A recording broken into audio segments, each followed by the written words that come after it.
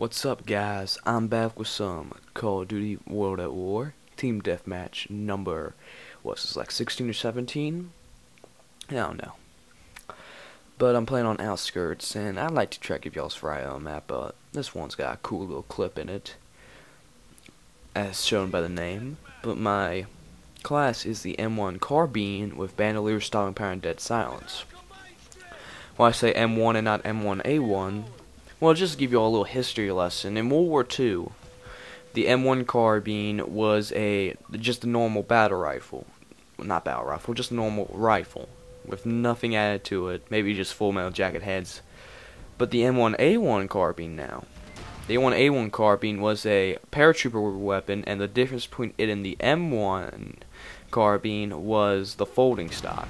The paratroopers had the folding stock. I do believe now a M1A1 Carbine fold 'em up paratrooper weapon would go about at least $2,000 at this point in time. $2,000 or more, even with the economy, or somewhere around there. Was that a few years ago? And pretty much, how it does in this game. Well, it's rape sauce mixed with Chuck Norris's piss, plus magic lobbies. Pretty much how it is. You use this gun. It's pretty much a combination of the Gavea and the MP40. It's more powerful than the Gavea. You know, has sort of like the power of the MP40. It's between the powers of the Gavea and the MP40, but has the semi-automaticness of the Gavea, and it's a beautiful combination.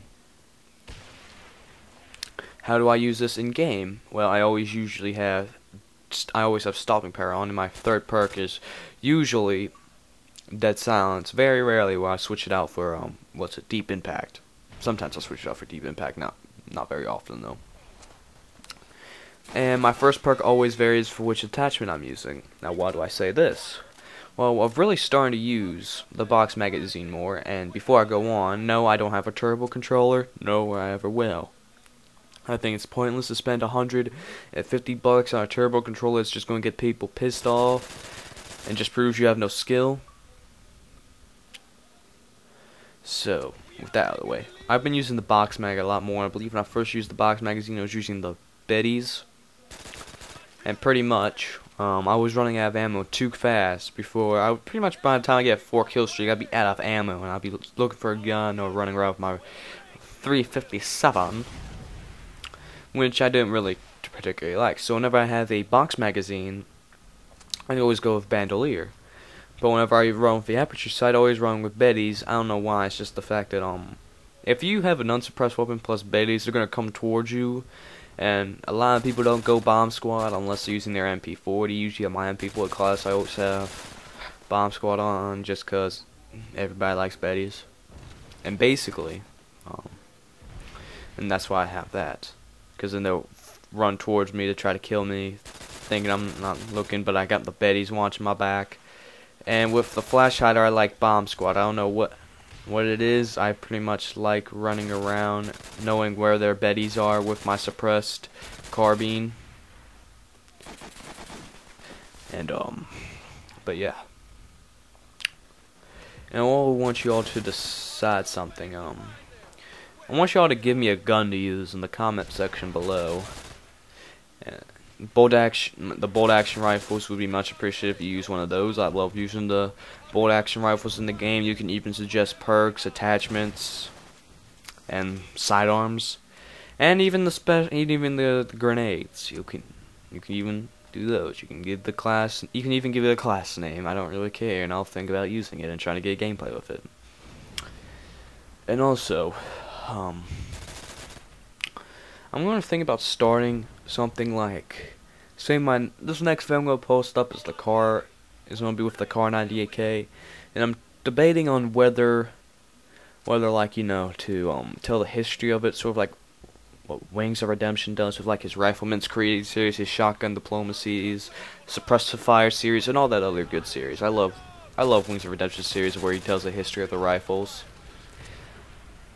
And basically, I could also tell those. Pretty much the information is pretty much going to be the same. I might tell you all a few things that Wings of Redemption hasn't. But basically, if y'all do that, I can also tell you the history of some guns. I can also, and yeah. So tell me if y'all want to hear the history of the Car 98K.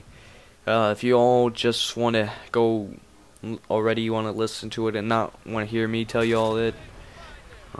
Just look up Riflemans Creed Car 98K, and it should be by Wings of Redemption. It's a very good video.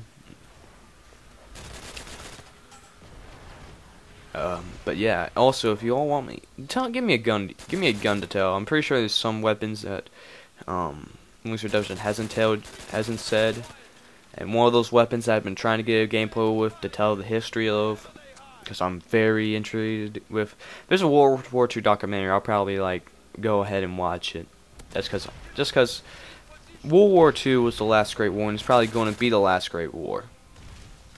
So it very intrigues me. It's the biggest conflict in human history, and I'm trying to get in the Sturmgewehr. Really, that's probably one of my favorite rifles of all time, just because it's the first ever assault rifle, and that's why it really intrigues me.